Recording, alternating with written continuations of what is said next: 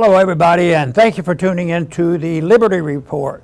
With us today, we have Daniel McAdams, our co-host. Daniel, good to see you. Happy Monday, Dr. Paul. How are you? I'm doing fine. I'm doing fine. I always figure I'm doing fine if I'm doing better than it looks like the country is doing. But I wished I could do more to help, but all I could do is give it my 2 cents worth. And they say, yeah, that's about what it's worth. No, I hope that is not the case. I hope it's worth a nickel, but no, I'd rather have it worth at least a silver dime. Yeah, silver dime. A little silver in there might be better. Anyway, there's a lot of people trying to help. A lot of people saying they're trying to help, and anybody who wants to make it worse are always saying that they're going to help and take care of us, take care of the people, and people go along, we're going to bring you peace and prosperity. Hey, they've stolen our motto. So they're always arguing the case, but the path is the same. Yes, there is a difference between the two parties, but deep down inside and on the big issue, I argue, no, the momentum is spending, deficits, war, a violation of our civil liberties. It's a shame that you have to argue that case because the founders did their best to try to protect those things, but the protection didn't last because the people, failed to follow because they told us that the document itself is not going to create magic, and I guess they've been proven to be correct. But right now we're going to deal with, once again, the war issue going on. And a few years ago, not many people knew about the Houthis. They knew about it, and Saudi Arabia tried to help them out and that sort of thing, and fuss and fume. I always argue that if there's a problem over there, the neighbors ought to take care of it. So who would be the neighbors? I think the Saudis are close, but they have their own agenda. But the headline on anti-war today from Dave DeCamp, one of our favorite people, U.S. prepares for open-ended war against the Houthis in Yemen. Open-ended? That's same old stuff. Everything we've done, it looks like it's been open-ended, especially since World War II. Yeah. And unfortunately, we even got involved in some wars when we were declaring wars that didn't justify a whole lot of agony that we went through. If you look at the agony we went through in World War I and World War II, where we were participating in the rearrangement of the world, and also rearrangement of property lines that we're living with today and still fussing with. World War I did that. World War II has done that. So allowing the people locally to decide what kind of government they want is not part of the system that we're aware of, other than in theory, because people always arguing for power and control and money, and they seem to win out until we go broke, and then everything is up for grabs. So we're moving right now to that period where we're broke and things are up for grabs. But in the meantime, we have to deal with the details of war. And this is what David DeCamp is so excellent in. And one paragraph here he has, some U.S. officials are worried that plans for an open-ended conflict with the Houthis will shatter the fragile truce between warring factions in Yemen, which includes a U.S.-backed, Saudi Arabia-led coalition. So far, Riyadh has urged restraint and distance itself from the U.S. anti-Houthi. Well, I guess they didn't get my message. Yeah. They want us to fight their wars. And that's, unfortunately, we've been anxious to fight the wars because our goals have always been empires, and now it becomes questionable because of our ability, our talent on our policies, as well as who's paying the bills. So things are in a change, and hopefully we can contribute to a more positive change than we have today. Yeah, we had this extraordinary situation, I think it was on Friday or Thursday afternoon, where President Biden was, I guess he was getting ready to get on a helicopter, and a journalist yelled out a question to him. And it really was extraordinary, and it's worth playing it. So why don't we, if you want to get your earplug, let's listen. It's a really quick clip, so we have to pay attention. But this captures the Biden foreign policy. Let's listen in. Are the airstrikes in Yemen working? Well, When you say working, are they stopping the Houthis? No. Are they going to continue? Yes. Are they Are they working? Are they stopping the Houthis? No. Are they going to continue? Yes. And so that's what we see if we put this up. Now, Dave wrote up this article from the Washington Post that we have to look at. It's a longer version of it. If we can put that first clip up. As the Houthis vow to fight on, U.S. prepares for a sustained campaign. So the U.S., I believe, has hit Yemen 7 times at least. You're starting to lose track. And it has not dissuaded the fighters at all from blocking the ships that are entering the Red Sea. So the administration is planning to escalate and get more involved. Now, a couple of points I want to make about this Washington Post article. First of all, as is everything they do, this is propaganda. It's regime propaganda. Put this next one on because this is the obligatory line. The White House convened senior officials on Wednesday to discuss options for the way ahead in the administration's evolving response to the Iranian-backed movement. Now, you'll see that every single time.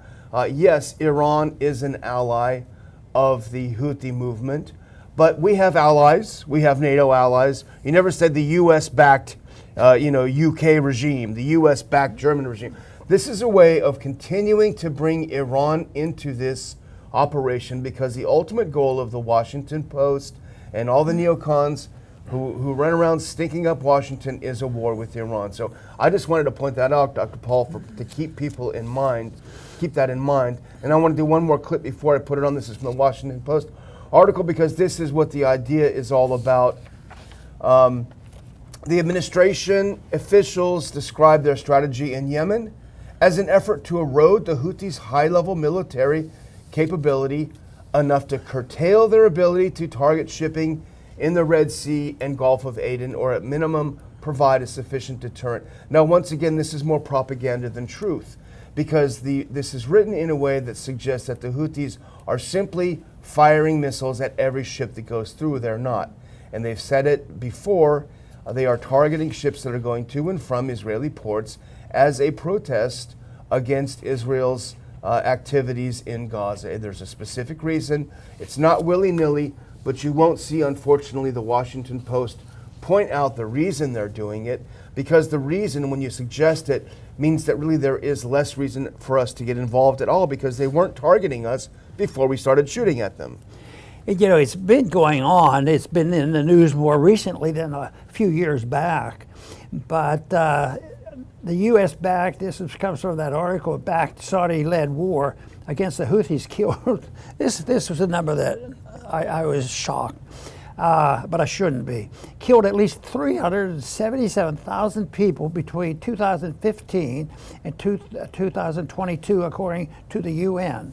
More than half of them died of diseases and killing, and it just total unnecessary, and everybody angling for money and power, and yet, you know, the number shocks me, it disturbs me, but just think of how much carnage there is that what if somebody purposely avoids listening to any of this news and this baloney stuff because it's so tragic and they don't even want to think about it. So there's not a whole lot of people, you know, really can quite grasp this. This is a big deal. And what about the killing going on in Ukraine right now? Yeah. You know, yes, there's talk about it, maybe a little bit more than average, but back when this should have been really talked about and said, what are we doing here? Are we participating in that? And if it's a U.S.-backed Saudi-led war, I imagine you could guess where the money came from, you know, to maintain that war. Well, the Saudis paid for it. We gave them the best weapons we had, and they were defeated by the Houthis. You know, after these many years, now there was a lot of deaths, of course. A lot of that, as you point out, was from disease. But the point here for the Biden administration to have taken a lesson from, which they did not, is that the Saudis lost. They had the best weapons, they had all the money in the world, but they still lost. Yet somehow they believe that escalating against the Houthis is going to be victorious this time. But the question is, and the real thing that came out in this Washington Post article is the idea that the Biden administration does not have a clue what it's doing. Put up this next clip, because this, I mean, if you just read between the lines, you can see exactly the total lack of planning in this. Officials say they don't expect the operation will stretch on for years, like previous U.S. wars in Iraq, Afghanistan, or Syria. Well, did we ever expect they would last for 20 years in Afghanistan? No, of course they don't.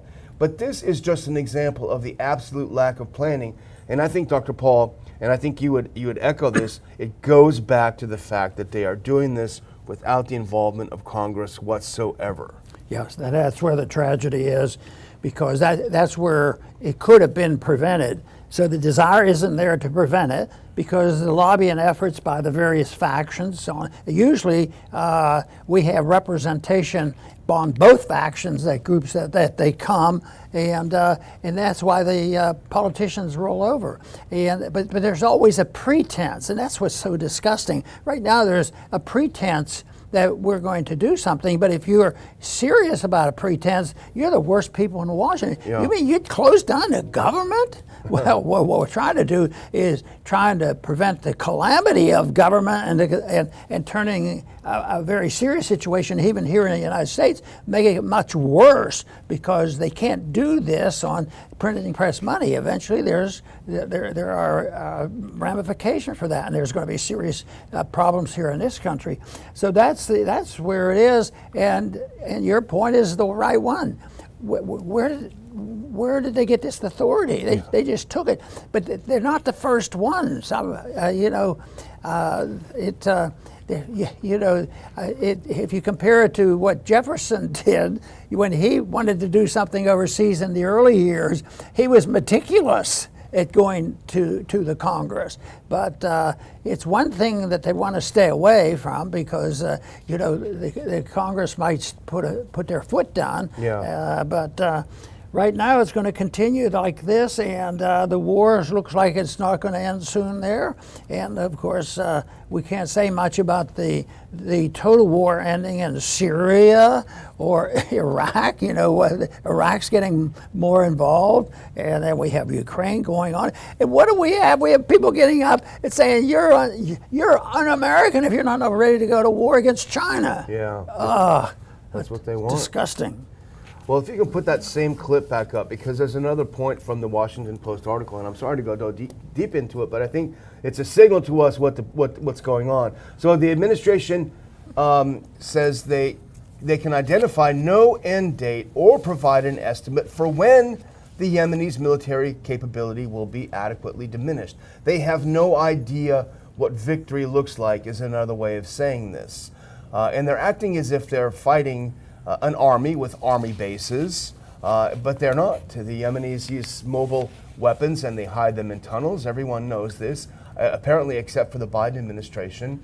And go on. Now, this is an administration official, if you go to the next one, talking more about what they don't want to do. He says, we're not trying to defeat the Houthis. There's no appetite for invading Yemen.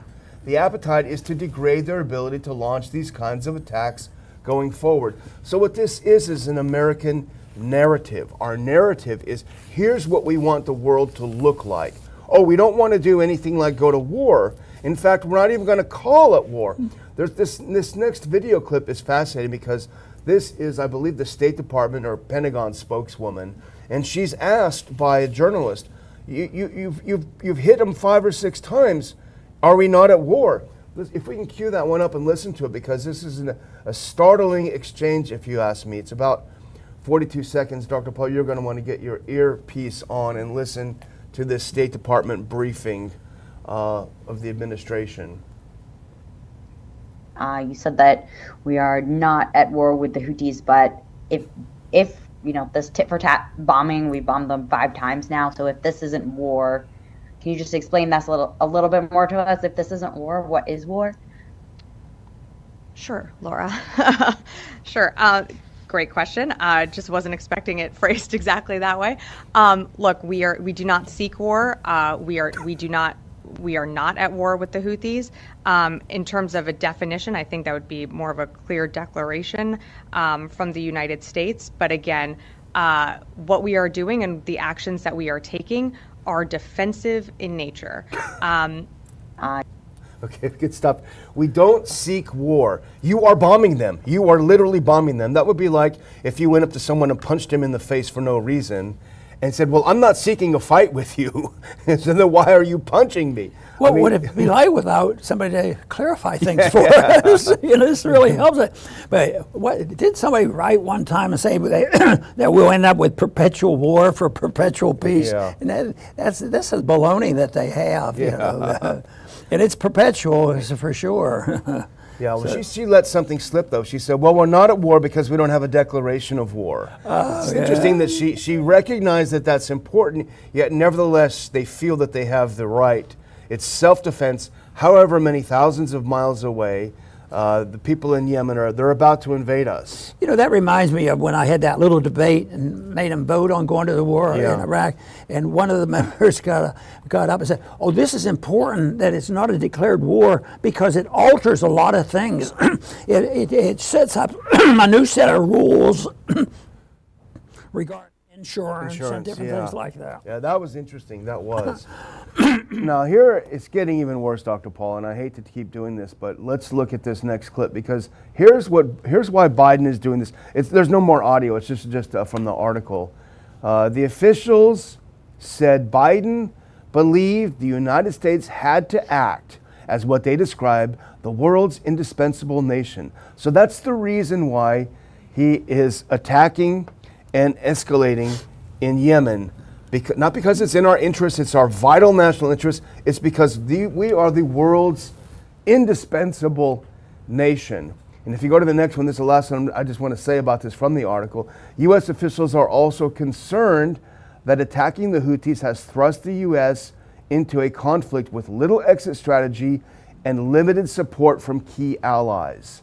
And this is where you point out, notably, America's most powerful Gulf partners have withheld their backing. Now, I can report that just before we went live today, it looks like the Saudis have launched an artillery strike across the border into Yemen.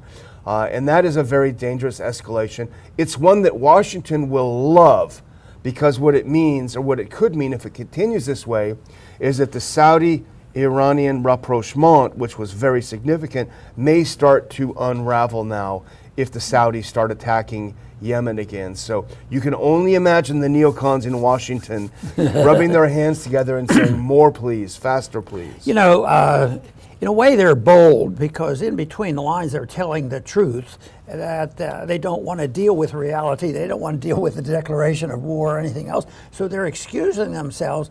But some of this stuff comes up you know, and I'll say, isn't it ridiculous? They're actually making a true statement there. But I think it's out of boldness. I don't think they have any remorse or any concern or any understanding of economics, nor do I think they have much concern about protecting liberty. If you want to have a government, we have to have something decent for them to do. And one of them is just leave people alone and keep people from taking liberty from other people. But no, they became the participant. It's the government that we have to worry about the most. Yeah, absolutely. Well, speaking of the government, guess what it's all about? Follow the money. Yeah. Put on this next one. Now, this is from our friends at the Libertarian Institute, Kyle Anzalone, who does great work as well. I mean, you just can't make this up. Lawmakers push funding to replace weapons used in Yemen. So what's happening? We are using, and actually even some of the lawmakers are concerned about this. We're using multi-million-dollar missiles to shoot down $1,000 drones is what's happening. You know, when I looked at this, I didn't believe it. They have the big advertisement on it. They can't be doing that. They're putting it on. Look where you're getting your greetings from. Raytheon. There's a lot of people work for them. Yeah, but they're talking now because we have to fire off all these multi-million-dollar missiles into Yemen, one of the poorest countries on earth.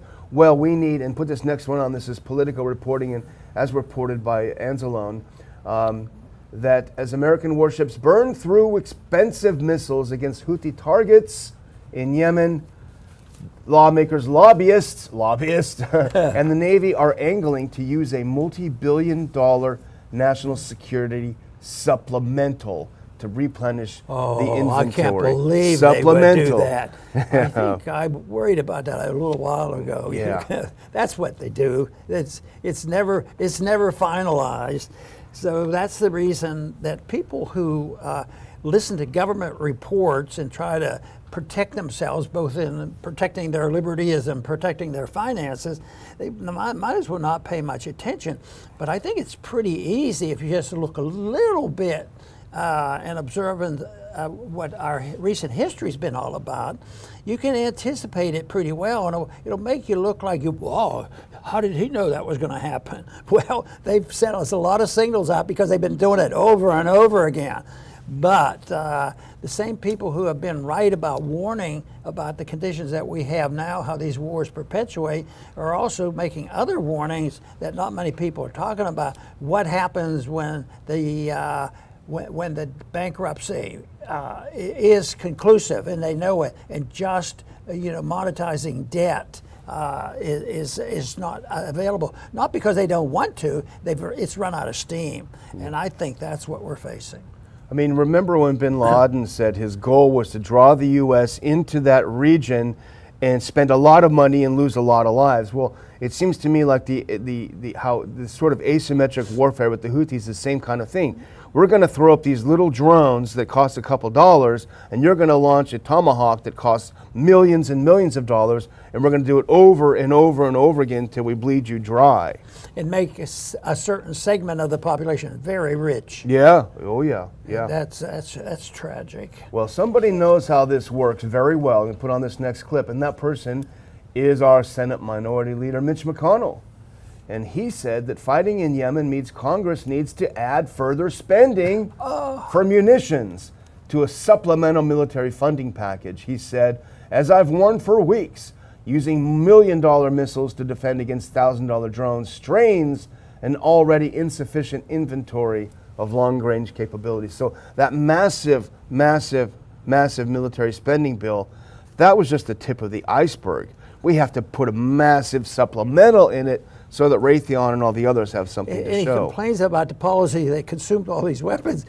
Who promoted those policies? They had to get by him. So he supported that. But it's unbelievable of their confidence that they can do this forever. Yeah. And it's unbelievable that the American people will continue to put up with it. But it's believable to me that they're getting rather restless and they're starting to understand what is happening, because I've sort of looked at how the people reacted to COVID, the great harm there, but the Ukraine war, the people finally made a comparison, money to Ukraine versus our own borders. Yeah. No, our own borders, we're not going to talk about that. We don't have any obligations there. Yeah, they may get both. You never know. Yeah. Bread and circus is both. Well, I guess the last one we want to do is similar because we're very good at Washington is very good at very terrible planning, but they're not alone. And I think the Israelis are in the same situation now. If we go to the next clip, this is something from Anti-War. We owe them some royalties for today, but U.S. intelligence says Israel is nowhere close to its goal of eliminating Hamas. Now, any expert that we were reading beforehand could have told us that, but the subtitle, a member of Israel's war cabinet suggested the idea of an absolute defeat of Hamas is unrealistic. So the goals that they had going into this were completely unrealistic, and they're nowhere near them. The fact that the U.S. intelligence community is leaking out this information, it's not to inform people like us, Dr. Paul, it's to send a signal to the Israelis. Listen, guys, things aren't going well. We're tired of you blowing us off when we tell you to back down, and things are getting more serious. But it's U.S. intelligence. So they don't usually tell you or even, bend its way to telling the truth, and that is so they must have something. It's not going to hurt their fundraising. Yeah, we're having a tough time, but this is what we need, and that's what they keep doing all the time. Whether it was Korea or Vietnam or whatever, just add it. It's just astounding to me, where I thought we had a pseudo victory, in Iraq and Afghanistan and place, and it wasn't even pseudo. It was just an outright lie. We're as active there as ever before. Well, you look at the military establishment of Iraq. We own Iraq. Yeah. We own Syria too, at least a portion of it. But there's a few people there contesting us for the real estate in Syria. Well, what's interesting, what's happening in Israel is you're seeing a lot of military people saying your plan is total garbage. We're not winning. We're being defeated. We're taking a lot of casualties, a lot more than people think, a lot more than it's being reported. You've got families of the people being held by Hamas furious with Netanyahu because he refuses to negotiate with Hamas to get these people released, to get a ceasefire in place. The whole thing is going badly. Israel, in the face of the world, it's gone so far down. It only has one ally left, and that's the U.S. government. So things are going badly for Israel, and I think this is a signal from the powers that be, the deep state in the U.S. You've got to find a way to get out. You guys are doing a good job killing women and children, but you're not killing Hamas. You need to figure out how to solve this problem. Yeah. So you finish up. Yeah. Well, I was going to do one more thing if you don't mind. Yeah. Okay. Good. Sorry. I just want to remind everyone, if you go to that last clip, that the Ron Paul Institute, I put out and I've been able to keep up with it. I was a little slow last year, but if you do that very last clip, I do an exclusive column for our subscribers, and I do it every week. This week it came out last night. The Biden Doctrine: if it's broke, don't fix it. And it's based on that interview with Biden. I distribute this for free to our subscribers. I have a link in the description for where you can sign up for free. I will again emphasize, we do not lend out, sell, or anything. Your name and your information is safe with us. We just want to be able to keep in touch. Sorry, now I'm good. done. I'm going to finish with a few comments of a political result of all this mess overseas, because it has affected the politics here. We do know, and we've mentioned so often, that the politics have entered dealing with the money going to Ukraine versus going to our borders, and people are waking up to that, and there's a real challenge. I thought that might eliminate or at least lessen the amount of money going to Ukraine, but there's some diehards there that are going to have an emergency appropriation and get their money. But this is I want to make a couple of comments about from an article from Politico on the Senate race in California, and I thought it was really bringing to light what's going on here.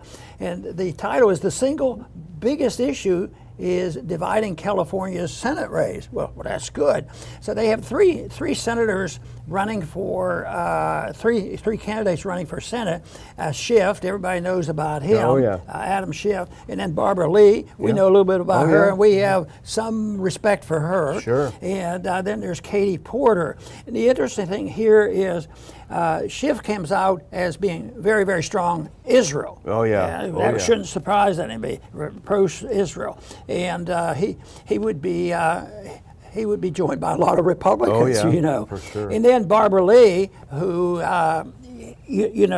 we've tried working with her, and we've been able to, because she is an anti-war person, and but the position she has to take is a gentle position, but the right one. She says, can't we just have a peace, have a ceasefire? Yeah. And of course they said that's treasonous. You don't want to do that. To even have a discussion. So that's going on, but at least it's not on the table. But that's then the Katie Porter. They position her as a compromise, the middle of the roaders. So you have those three, and then the other thing that's interesting is the Republican candidate's getting a little attention. Steve Garvey. Yeah. I understand he was pretty good at baseball, so that might be it.